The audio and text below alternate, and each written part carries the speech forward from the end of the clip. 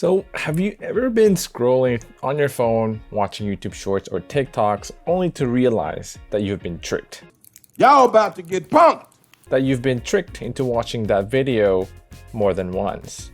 Welcome back to another video. My name is Mario So, and in today's video we're going to learn how you can edit your videos to make them loopable. How to make your talking head videos loopable for short form TikTok or YouTube Shorts or Instagram Reels. You can do this in any video editing software, even on any video editing app on your phone. So the first thing that you have to do is come up with a sentence that's going to act as both the ending of your video and the hook of your video. And this has to be a sentence that is grammatically correct or that grammatically makes sense. So let's take a look at this video.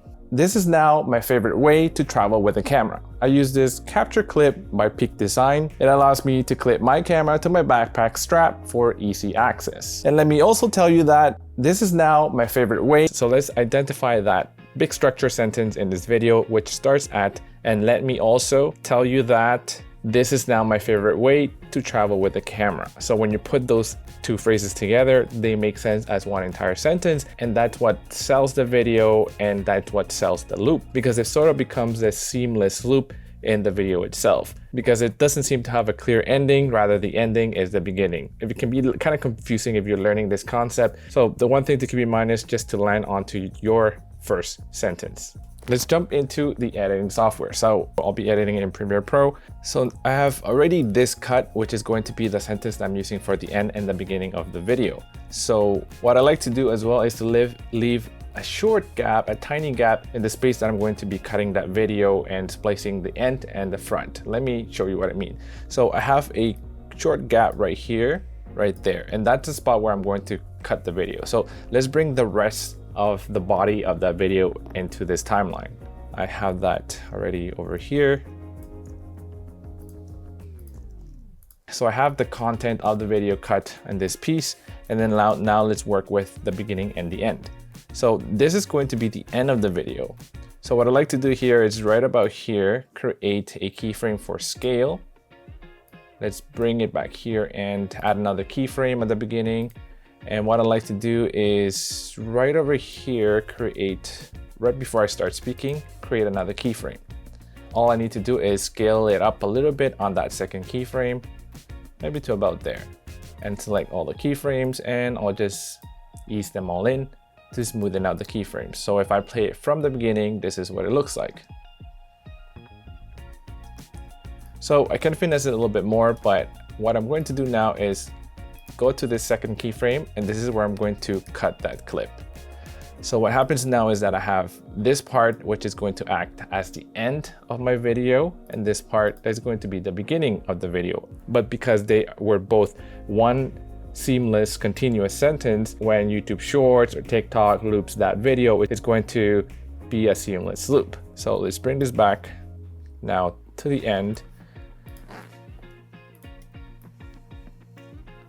And let's play it here and select loop in the player in Premiere Pro, and let's just play it from the beginning. This is now my favorite way to travel with a camera. I use this capture clip by Peak Design. It allows me to clip my camera to my backpack strap for easy access. And let me also tell you that this is now my favorite way. That's how you do it. Now you can see that there's a seamless loop that has been created.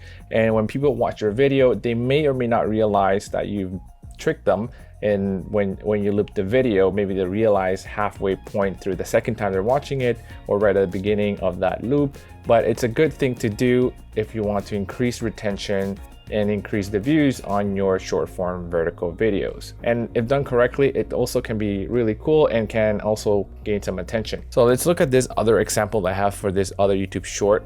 I'll be trekking in Nepal and I wanted easy access to my camera, since I didn't want to be digging through my trekking bag. So I ended up getting this capture clip by Peak Design. I attached this clip to the strap in my backpack and the plate to my camera. And now there is easy access to my camera, since I'll be trekking in Nepal and I wanted easy access to my. So for this, my big structure sentence, my ending and hook sentence was, and now there is easy access to my camera, since this is the ending, but because it was one full sentence, this is the ending and it begins here.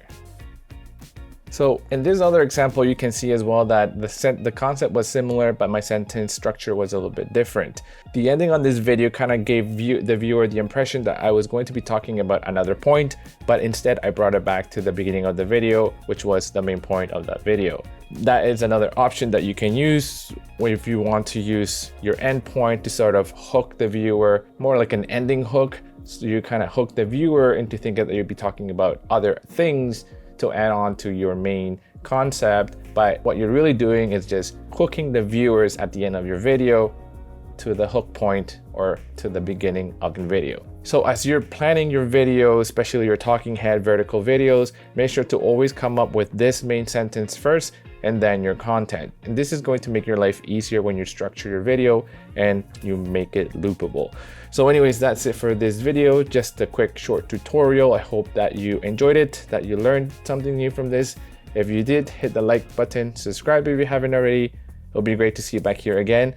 And I'll be going to Nepal in the next few days. I'll be there for a couple of weeks. And because of that, there is not going to be a long form video next week. Unfortunately, I have to miss that, but I'll be posting a lot of short stories on Instagram, YouTube Shorts. So make sure to follow along in any of these platforms so you can stay updated to all the content that I have planned out for you.